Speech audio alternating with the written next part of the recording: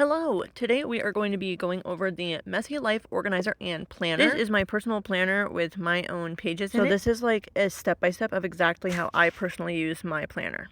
I like to store all my credit cards and debit cards in the card holders, and then the big pocket is a great place to store things that I'm working on throughout the week. I have my trackers that I use every single day at the very front of my planner. So this is the cleaning tracker. The first one was self-care tracker. And then those are the daily columns for the cleaning tracker. And then monthly, weekly, and everything is right there. This is my 2025 bingo card. We are going to be filling this out this week. This is a great place to put all the things you want to do in the new year.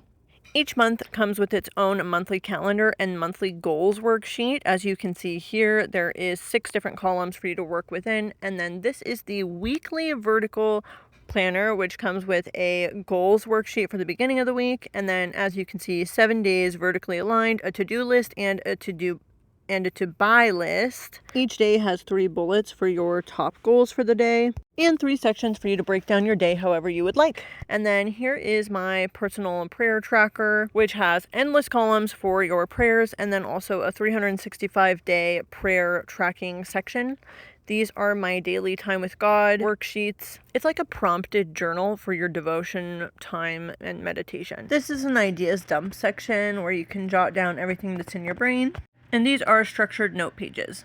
Here is the birthdays and events calendar where you can keep track of everybody you love and care about and everything going on in their life. And let's start filling it out.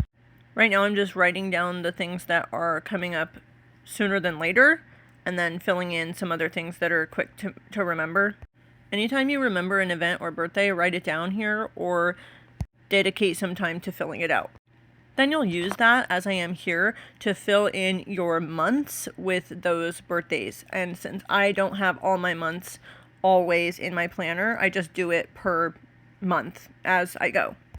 Now I'm going to fill in the dates for my vertical weekly planner. This really helps me stay on track because I'm not worried about, oh wait, I can't start this new planner until Monday because of the way that it's structured. So I like to just fill it out the day that I'm going to start using it. And I'm actually just starting this one on the 1st of January. I've got a couple other pages I have to finish for the end of December anyways. The 3 dots that are in each weekly column are meant to be used as your top 3 priorities for the day. So I won't be filling those out until I have a little bit more of a clear understanding of what's going to be going on this exact day or this exact week. Each week is broken down into 3 sections for your day. As you can see, there's like 3 different color sections.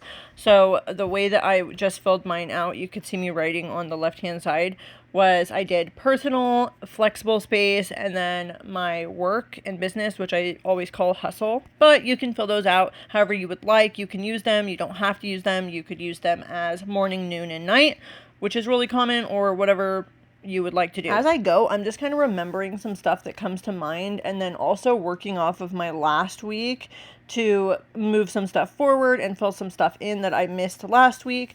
And I'm putting them on what I need to do for the month or what I need to do for the week, just depending on how urgent it is.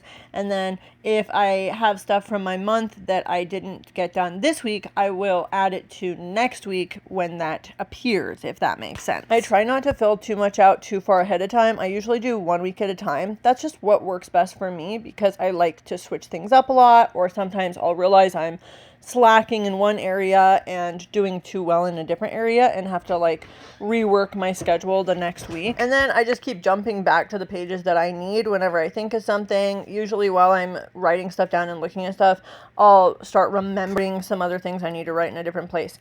Here I'm writing down all of the stuff that I have to do every single day in that personal column. Later I'll go ahead and do the same exact thing, filling out the things I have to do every single day for the other 2 columns. Now I'm setting up my monthly goals. Right now, I'm writing in the 3 top priorities, and then I'll do the goals for each priority. And then the bullets are what I need to do to accomplish those goals. I ended up moving on to something else after I got done with this page because Devin and I had to work on a different project. But that's a general idea of how to use your planner and how I use mine. The big thing is just breaking it down into achievable steps and also having sections for everything you have to do in your life. I really hope this helps in your journey to get organized. There are a bunch more types of planner insert pages on my website, messymood.com. If you're interested in checking those out, please feel free. We are currently running a promotion. If you buy a planner set, you get 2 sets of pages for free. So definitely check that out in the description. Thank you so much for your support. It means the world to me. Okay, have a great day. Love you. Bye.